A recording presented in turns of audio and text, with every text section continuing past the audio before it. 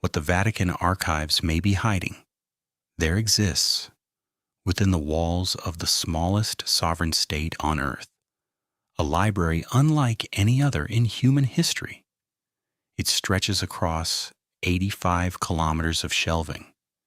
It contains more than 53 million pages of documents.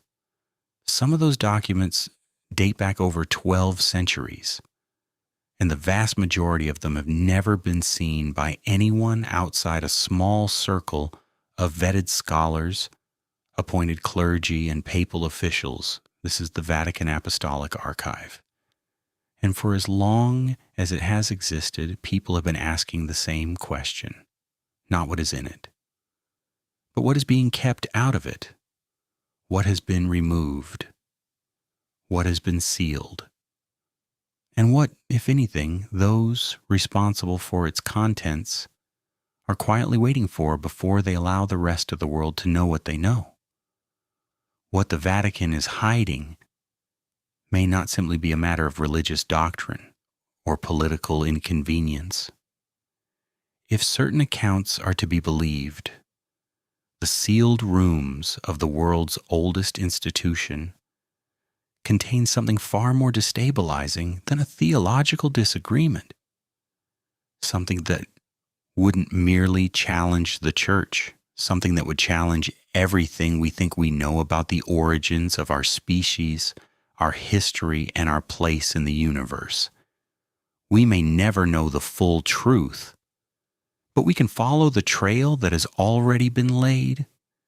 And that trail, it turns out, leads somewhere very few people have been willing to go.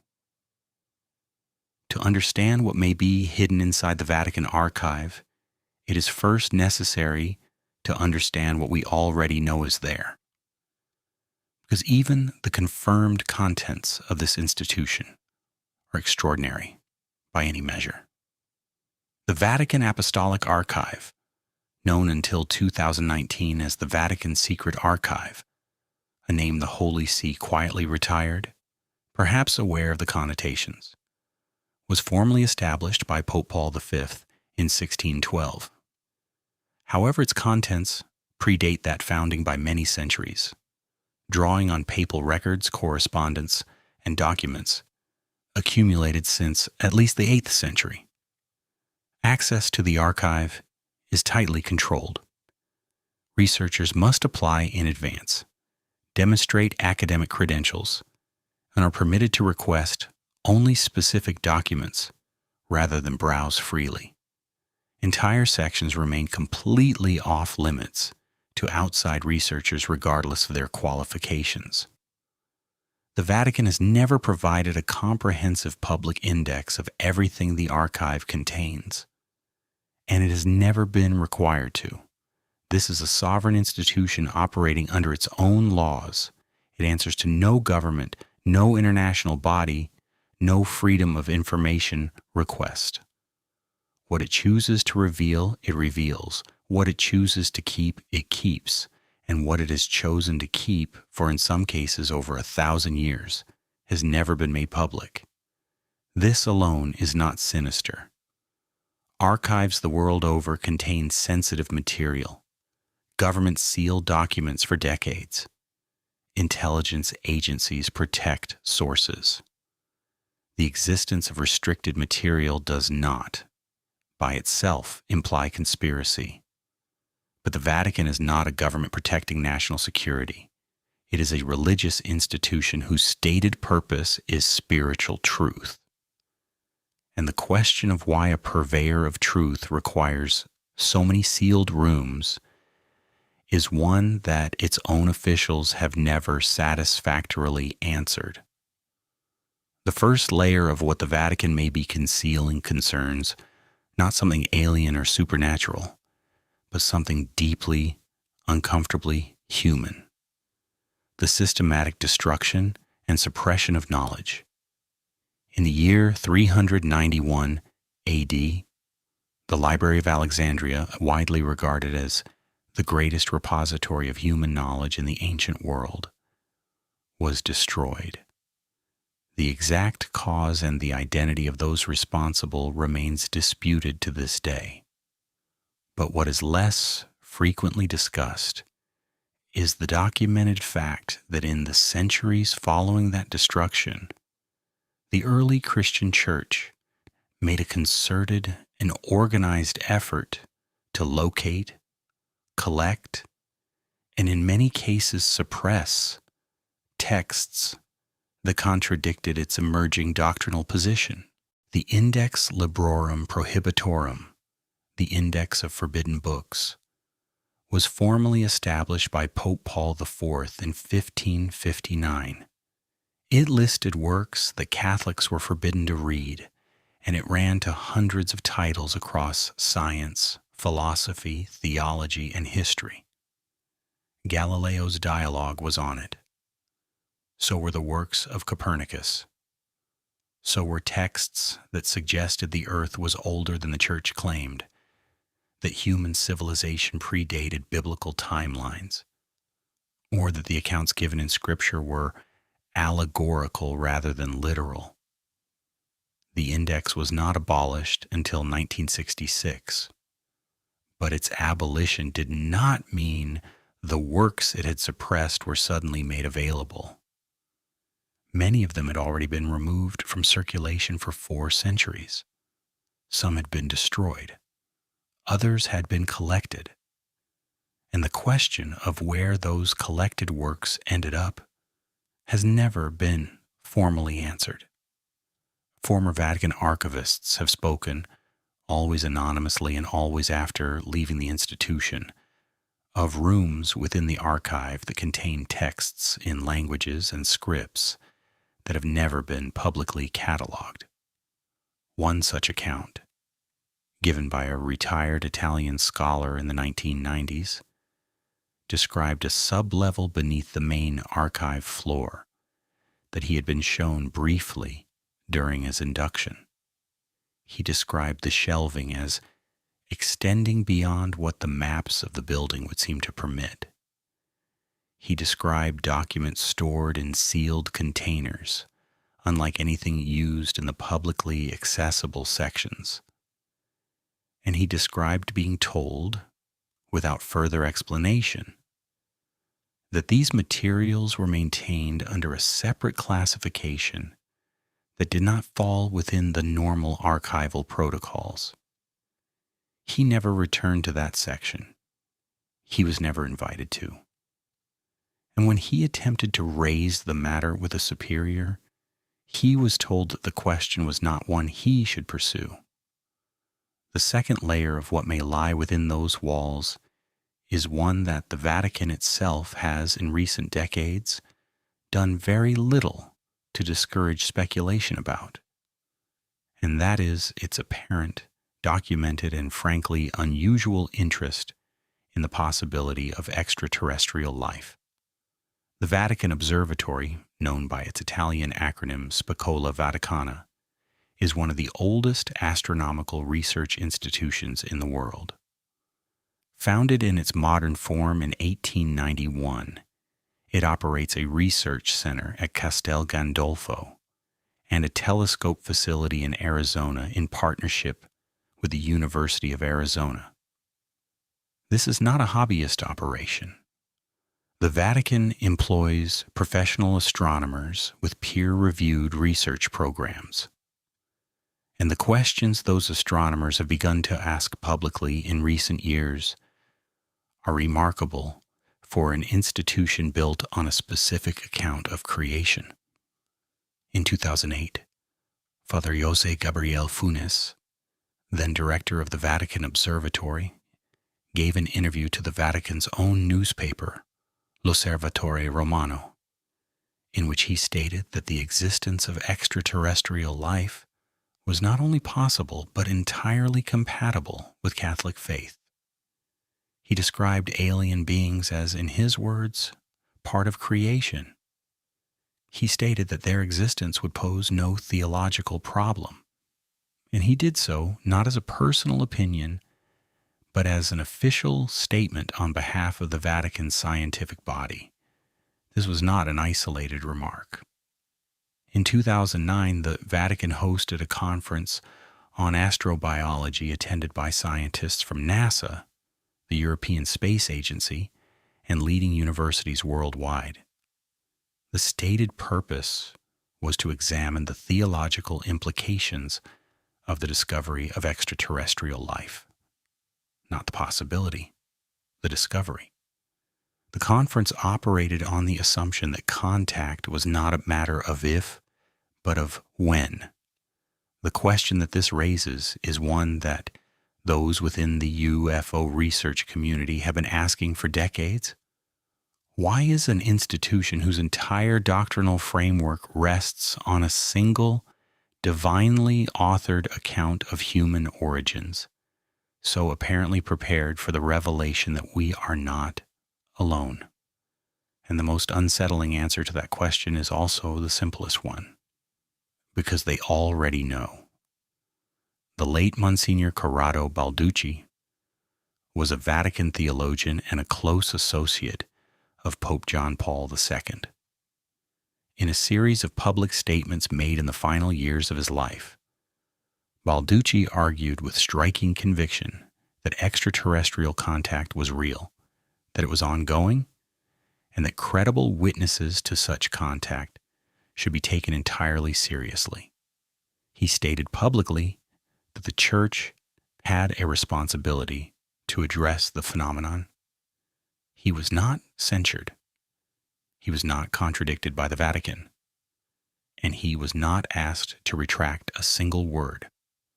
Documents obtained through Italian Freedom of Information requests in the early 2000s revealed that the Vatican had maintained a file on UFO phenomena dating back to at least the 1950s.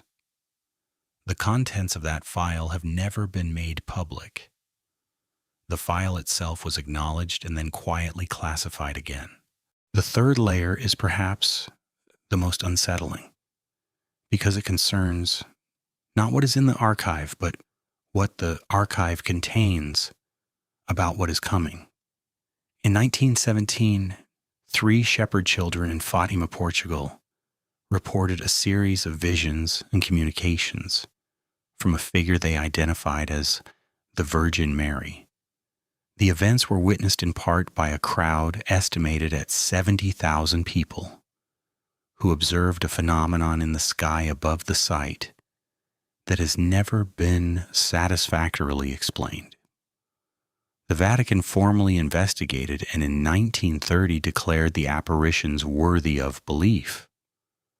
The children reported receiving 3 secrets. The first 2 were eventually disclosed, dealing with visions of hell and the outbreak of what would become the Second World War. The third secret was written down by one of the children, Sister Lucia dos Santos, and sealed in an envelope that was delivered to the Vatican in 1957 with instructions that it was not to be opened until 1960. When 1960 arrived, Pope John XXIII opened the envelope, read the contents, and locked it away without revealing a single word of what it said. A formal announcement was issued stating only that the secret was not intended for public release. The Vatican finally claimed to have disclosed the third secret in the year 2000. A 4-paragraph text was released describing a vision of a bishop dressed in white being killed alongside other clergy.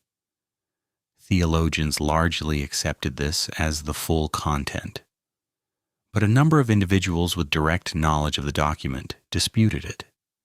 Cardinal Tarcisio Bertone, who oversaw the disclosure, was challenged by multiple Vatican insiders who claimed the released text was not complete. Father Malachi Martin, a former Jesuit priest with access to the highest levels of the Vatican, who had personally read the secret in the 1960s, stated before his death in 1999 that what was contained in that envelope was so catastrophic in its implications that its release would cause a global crisis of faith from which the Church might not recover. He would not say what it contained, but he used one word to describe its nature that he returned to on several occasions. He called it terrifying. The prophecy of the popes, attributed to the 12th century Irish bishop St. Malachy, lists 112 papal mottos corresponding to each pope from his own time until what the prophecy describes as the end of the Church and the destruction of Rome. By most calculations, the current pontiff corresponds to the final entry on that list. The Vatican has never officially acknowledged the prophecy, but it has never moved to formally discredit it either. And the fact that the document describing it has been housed within the archive since 1590 suggests that those at the highest levels of the institution are, at minimum, aware of what it says. The fourth and deepest layer of what the Vatican may be concealing concerns something older than the Church itself, something that predates not just the institution but the civilization that produced it.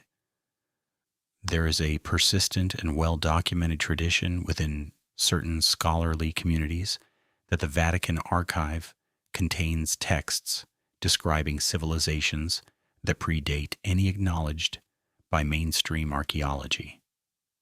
Texts recovered from the ruins of ancient sites across the Middle East, North Africa, and the Levant that describe complex societies, advanced knowledge, and events of global catastrophe occurring thousands of years before the earliest dates accepted by conventional history.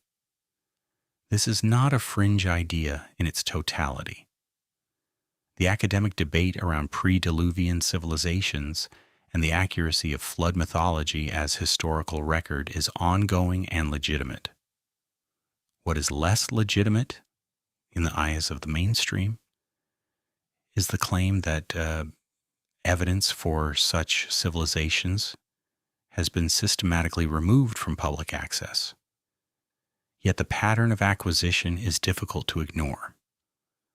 Throughout the 18th and 19th centuries, as European powers expanded their archaeological reach across the ancient world, a significant portion of the most unusual and anomalous finds, objects, texts, and artifacts that didn't fit within accepted historical frameworks were quietly transferred to private collections. A disproportionate number of those collections ended up, through donation, purchase, or less formal means, in the possession of the Church. A former archaeology professor at a Roman university, speaking on condition of anonymity in a 2004 documentary on Vatican history, described having been invited to examine a collection of tablets housed in a subsection of the archive that was not listed on any publicly available index. He described the tablets as written in a cuneiform variant he did not recognize. He described imagery carved into their surfaces that depicted astronomical configurations he was unable to immediately identify. And he described a clay seal bearing a symbol he had previously seen only once before on an artifact recovered from a site in southern Turkey that had been carbon dated to approximately 9000 BC. He submitted a request to return and study the tablets in detail. That request was denied. The section he had visited was, he was later informed, undergoing reclassification. He never heard from the archive again. What are we to make of all of this? The honest answer is that we cannot know. The Vatican Archive is sovereign, sealed, and accountable to no external authority. The accounts we have of what it may contain come from individuals who spoke anonymously, from documents that have been partially released and partially withheld, and from patterns of behavior that suggest an institution managing the flow of information with extraordinary care and considerable intent. What we can say with certainty is this: the Vatican has spent centuries collecting knowledge. It has spent centuries restricting access to that knowledge. It has in recent decades made a series of carefully worded public statements that appear to prepare its global audience for revelations it has not yet made. And it employs professional astronomers whose stated purpose is to prepare for a discovery that has officially not yet occurred. These are not the actions of an institution with nothing to hide. These are the actions of an institution that knows something, and that is deciding with great deliberation when and how and whether to say it. The archive remains sealed. The rooms remain locked. The documents remain classified under protocols that no outside authority can challenge or override. And somewhere within those 85 kilometers of shelving, in a section that does not appear on any publicly available map, in a room that very few people have ever entered and fewer still have spoken about, something is waiting. The question is not whether they are hiding something. At this point, that much seems clear. The question is what they are waiting for, and whether, when the moment finally comes, we will be ready to hear it. Rasque Stories.